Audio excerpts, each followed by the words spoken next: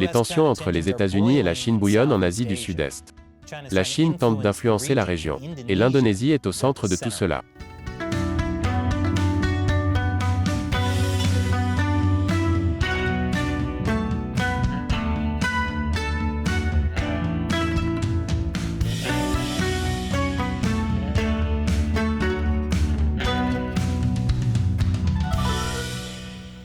Bienvenue à Chine non censurée, je suis Chris Chappell. Cet épisode est sponsorisé par Surfshark. Chaque fois que vous allez en ligne, en particulier pour examiner des sujets controversés, vous devriez utiliser un VPN comme Surfshark pour protéger votre identité. Ce mois-ci, l'Asie du Sud-Est a pris le devant de la scène géopolitique. Prenez ça, Russie, Ukraine et Corée du Nord. L'Asie du Sud-Est est numéro 1, bébé. 3 réunions de haut niveau, le sommet de l'Asie de l'Est, le sommet du G20 et le Forum de coopération économique Asie-Pacifique, se sont tenus en l'espace d'une semaine environ au Cambodge, en Indonésie et en Thaïlande. De nombreux sujets ont été abordés, comme l'invasion de l'Ukraine par la Russie, les menaces permanentes de la Corée du Nord et la violente crise au Myanmar. Ce qui est triste, car cela signifie que même lorsque l'Asie du Sud-Est gagne, tout le monde veut parler des autres. Mais le gros éléphant dans la pièce est le conflit entre les États-Unis et la Chine. Cela rend les membres de l'ASEAN nerveux. L'ASEAN est l'association des nations de l'Asie du Sud-Est. Ses membres comprennent ces 10 pays d'Asie du Sud-Est.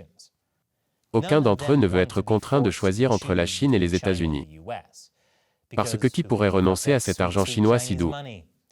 Je commence à penser que la Chine met du crack dans son argent, parce qu'après y avoir goûté une seule fois, tout le monde y est super dépendant. L'ASEAN est le premier partenaire commercial de la Chine depuis 2020. Et la Chine fait partie intégrante du développement économique de l'ASEAN. Selon la Chine, le commerce bilatéral a été multiplié par 85 entre 1991 et 2021. La Chine a été le plus grand partenaire commercial de l'ASEAN pendant 13 années consécutives, et la Chine a également été le deuxième investisseur étranger direct de l'ASEAN, derrière les États-Unis. C'est pourquoi les pays d'Asie du Sud-Est ne veulent pas avoir à choisir. Ce qui explique pourquoi les thèmes officiels de chaque sommet ont de si fortes vibrations de « Kumbaya ». Donnez une chance au profit. Je veux dire la paix. Donnez une chance à la paix. Voici le secrétaire d'État cambodgien.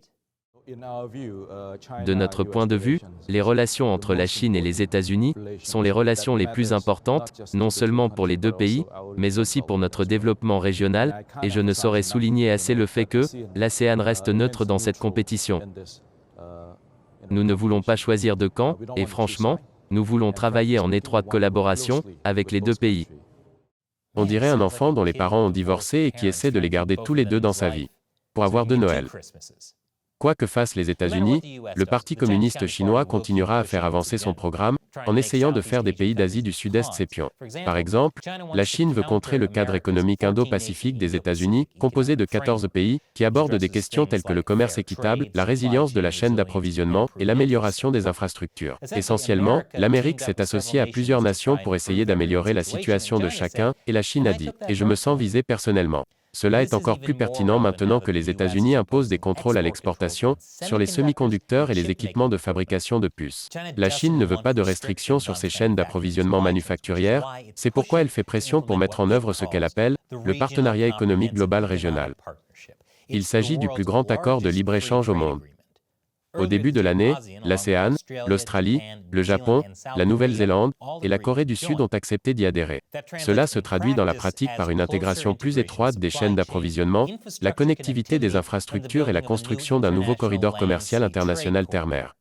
Cela aiderait certainement la Chine à contourner les sanctions américaines.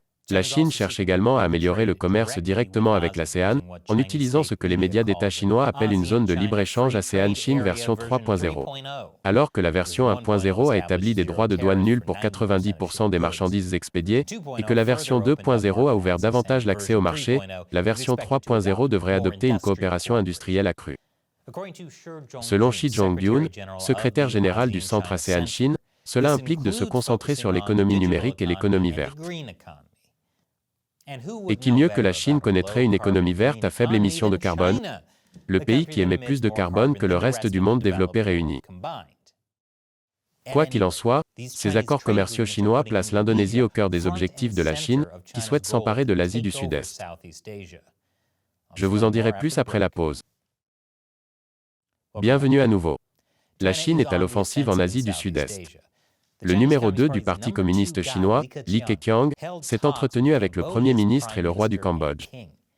Le vice-premier ministre chinois, Han Zheng, a visité Singapour. Et bien sûr, Xi Jinping lui-même s'est rendu en Indonésie. C'est parce que l'Indonésie est particulièrement importante. Bien sûr, Xi était surtout en Indonésie parce que le sommet du G20 s'y tenait. Il s'agit de la réunion des 20 plus grandes économies du monde. Mais Xi Jinping a également montré son intérêt pour l'Indonésie en permettant à son président, Joko Widodo, d'être le premier dirigeant étranger à se rendre à Pékin, après les Jeux olympiques de cette année. Il a tout fait sauf les surprendre avec une boîte de chocolat, et une traînée de pétales de rose et de bougies, allant de la porte d'entrée à la chambre à coucher, qui est remplie, des piles de ce doux, addictif argent chinois. Après le sommet du G20 à Bali, la Chine et l'Indonésie ont signé un certain nombre d'accords bilatéraux. Il s'agit notamment d'un plan visant à fusionner les objectifs maritimes de l'Indonésie, avec l'initiative chinoise, de la ceinture et de la route, d'un accord visant à étendre et à approfondir la collaboration commerciale, et de protocoles d'accord pour le développement scientifique conjoint, la formation professionnelle et la coopération en matière d'économie numérique. Pourquoi la Chine accorde-t-elle autant d'attention à l'Indonésie? Eh bien, elle a la 4e plus grande population du monde. Elle contrôle les voies de navigation à travers l'Asie du Sud-Est. Et c'est un acteur majeur de la politique régionale. Elle possède également un 5e des réserves mondiales de nickel, ce qui est vital pour les chaînes d'approvisionnement des véhicules électriques. En tant qu'acteur majeur de l'industrie des véhicules électriques, il est évident que la Chine veut s'approprier ces ressources. Il se trouve que l'Indonésie obtiendra également la présidence de l'ASEAN l'année prochaine. Cette présidence tourne chaque année entre les pays de l'ASEAN. Dans cet esprit, il est évident que la Chine veut s'attirer les faveurs de l'Indonésie. De son côté, l'Indonésie semble plus désireuse de coopérer avec la Chine. Elle est même prête à reprendre les exercices d'entraînement militaire conjoints. Et ce, malgré le fait que la Chine et l'Indonésie se soient affrontées au sujet des îles Natuna en mer de Chine méridionale, notamment en 2019 et 2020. Cette zone fait partie de la zone économique exclusive de l'Indonésie. Mais les navires de pêche chinois, dont certains font partie de la milice maritime chinoise, ont quand même pêché dans ces eaux. Il s'agit de tactiques de zone grise, c'est-à-dire d'incursions qui ne sont pas de nature guerrière, mais qui permettent d'affirmer son pouvoir sur d'autres nations. Et ces tactiques sont très familières aux autres pays de l'ASEAN, qui ont eu affaire à la Chine dans la mer de Chine méridionale. Les responsables indonésiens de l'application du droit maritime affirment que ces incursions n'ont pas cessé depuis lors, elles sont simplement devenues moins médiatisées. Alors, que se passe-t-il? Pourquoi l'Indonésie fait-elle des exercices d'entraînement militaire, avec un régime autoritaire qui menace son propre territoire? C'est comme ouvrir un compte d'épargne avec une banque qui essaie de saisir votre maison. Ce n'est pas que l'Indonésie ignore les ambitions maritimes de la Chine. L'Indonésie renforce sa flotte navale de sous-marins et de corvettes pour contrer la Chine dans la mer de Natuna. Et selon une enquête menée l'année dernière par l'Institut Lowy, un groupe de réflexion australien, les Indonésiens se méfient de plus en plus de la Chine.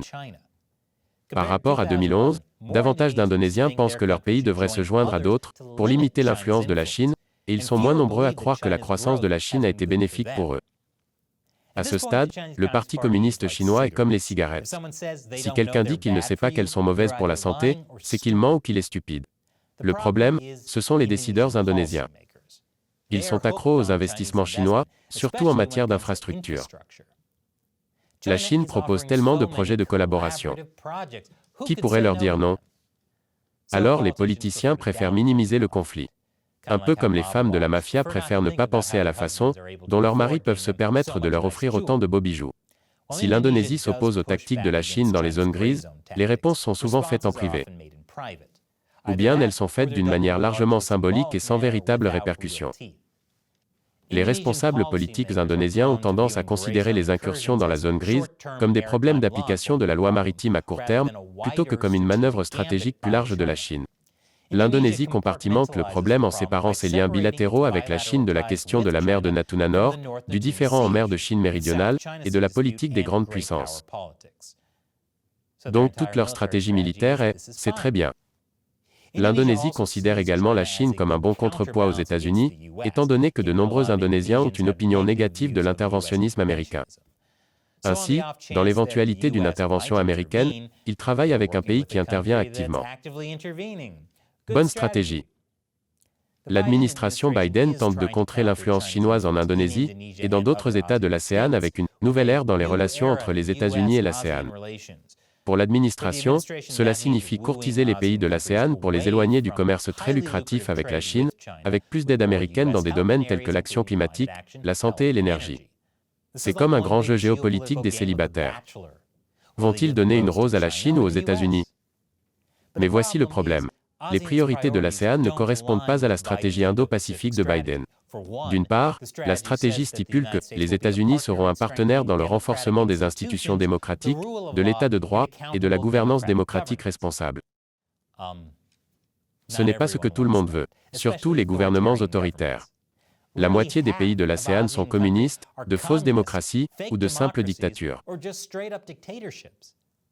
Ils pensent que laisser leurs citoyens voter revient à demander à leurs chiens où ils veulent aller dîner. L'idée d'exclure la Chine n'est pas très attrayante pour eux. Surtout si cela signifie qu'ils doivent aussi avoir une gouvernance transparente, et des choses horribles comme ça. Et ce d'autant plus qu'en mai dernier, les États-Unis n'ont offert qu'un maigre montant de 150 millions de dollars pour le développement, réparti entre les 10 pays de l'ASEAN. Vraiment, tout se résume à l'argent. Et celui des États-Unis n'est pas aussi addictif que celui de la Chine, puisqu'il n'y en a pas autant. De nombreux États de l'ASEAN considèrent le plan économique régional de l'administration Biden, le cadre économique Indo-Pacifique pour la prospérité, comme un tas de paroles avec peu d'actions concrètes, surtout si les États-Unis n'incluent pas l'élargissement de l'accès au marché. M. Biden tente de les séduire une fois de plus en lançant le partenariat stratégique global États-Unis-ASEAN, qui vise à renforcer la coopération maritime, les objectifs environnementaux, l'émancipation des femmes et la coopération économique. Mais tant que la Chine continuera à injecter de l'argent, les pays de l'ASEAN voudront continuer à permettre à la Chine de construire leurs infrastructures. C'est un point sur lequel les États-Unis doivent continuer à travailler, même lorsque l'Asie du Sud-Est ne sera plus au centre de la scène géopolitique. Et cet épisode est sponsorisé par Surfshark. Lorsque vous êtes en ligne, tout ce que vous faites est suivi et enregistré par les sites web que vous visitez et votre fournisseur d'accès à Internet, et dans de nombreux cas, par votre gouvernement. Et ce n'est pas seulement en Chine. Partout dans le monde, les gens sont surveillés en permanence, y compris dans les pays d'Asie du Sud-Est qui ne sont pas si libres. C'est pourquoi, où que vous viviez, vous devriez toujours préserver la confidentialité de votre activité Internet en utilisant un VPN, comme Surfshark. Surfshark a maintenant des serveurs dans plus de 100 pays, plus que tout autre VPN. Cela rend votre connexion plus rapide et plus fiable. De plus, Surfshark dispose d'un cryptage haut de gamme et d'une politique d'absence de journaux, ce qui signifie qu'il ne collecte pas vos données de navigation. Découvrez donc Surfshark. Avec un seul compte Surfshark, vous pouvez connecter autant d'appareils que vous le souhaitez. Essayez-le dès maintenant. Surfshark propose une offre spéciale qui comprend une réduction de 83% sur un plan de 2 ans et 3 mois supplémentaires gratuits. Vous pouvez vous protéger pour seulement $2,21 par mois. Rendez-vous sur surfshark.com/uncensored et utilisez le code uncensored pour profiter de cette offre. Le lien est dans la description ci-dessous. Encore une fois, je suis Chris Chappell. Merci de regarder Chine non censurée.